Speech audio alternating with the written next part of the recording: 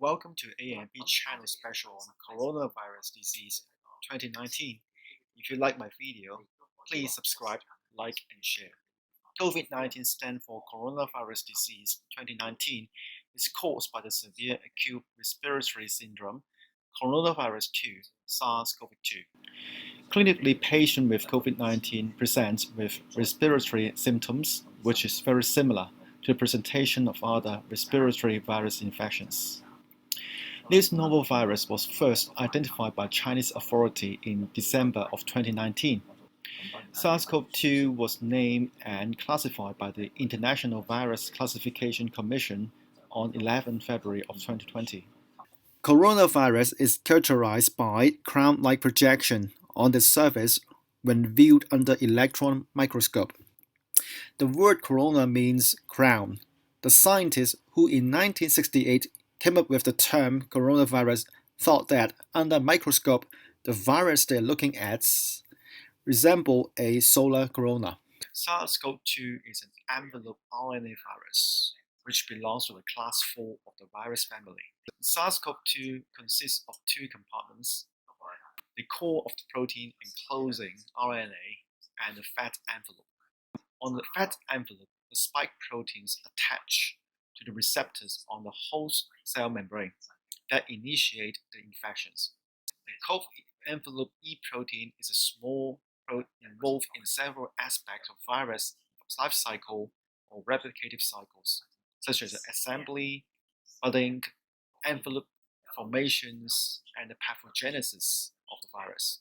Like other viruses, SARS-CoV-2 are non-living organisms due to the absence of organelles inside of the virus. So they are obligate intracellular pathogens. They cannot replicate without the machinery and the metabolism of the whole cell.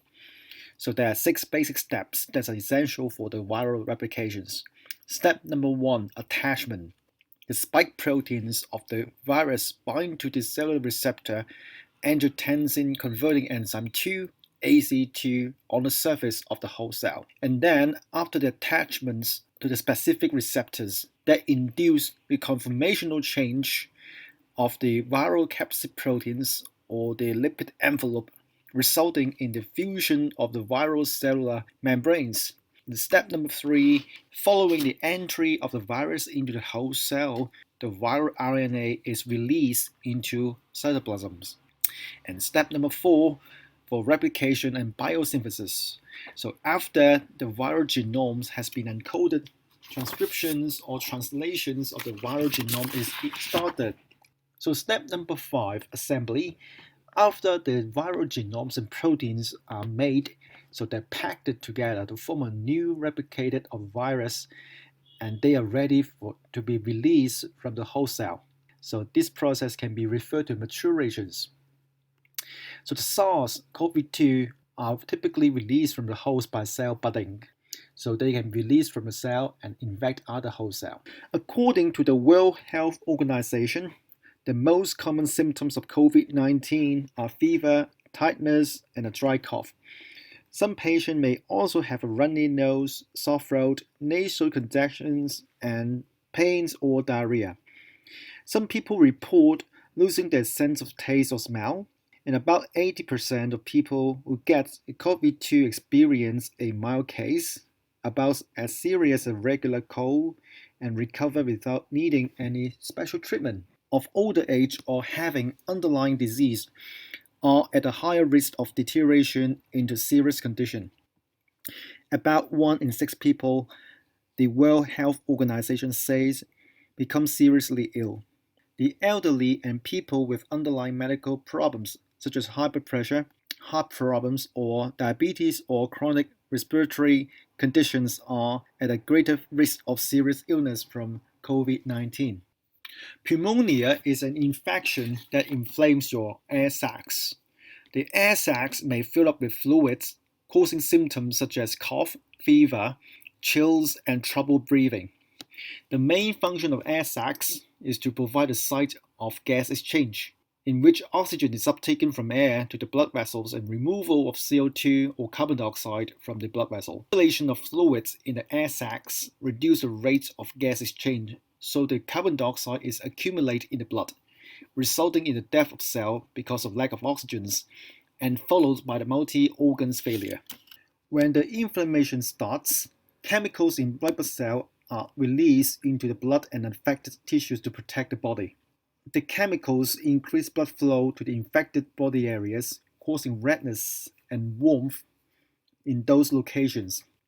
These chemicals may also cause leaking of fluid into tissue, resulting in swelling. This protective process will also stimulate nerve and tissue, causing pain. Some COVID patients are killed by cytokine storm. A cytokine storm is an overproduction of immune cells and activating compounds, which is cytokines, and this is often associated with a surge of activating immune cells in the lungs during inflammation. The resulting lung inflammation and fluid buildup can lead to respiratory distress and can be contaminated by a secondary bacterial pneumonia, often enhancing the mortality in patients. Scientists first discovered that coronavirus originate among bats following the outbreak of SARS in 2003.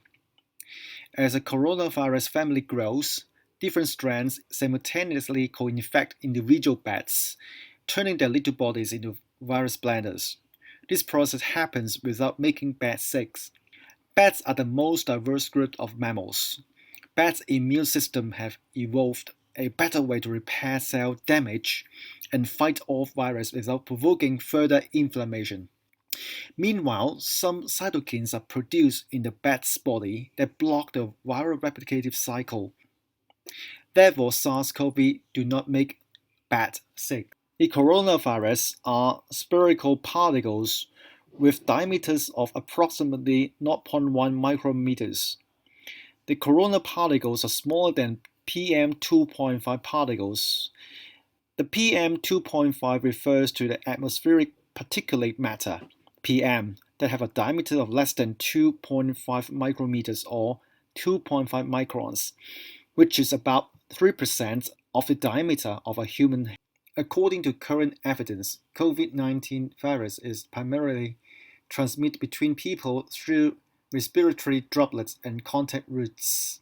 Respiratory infection can be transmitted through droplets of different size. When droplet particles are over 5 to 10 micrometer in diameter, they are referred to as respiratory droplets. And when the droplet particles are less than 5 micrometer in diameter, they are referred to as droplet nuclei. Droplet transmissions occurs when a person is in close contact within 1 meter with someone who has respiratory syndromes, such as the coughing or sneezing, and so at risk having on his nose, eyes that expose potentially infective respiratory droplets.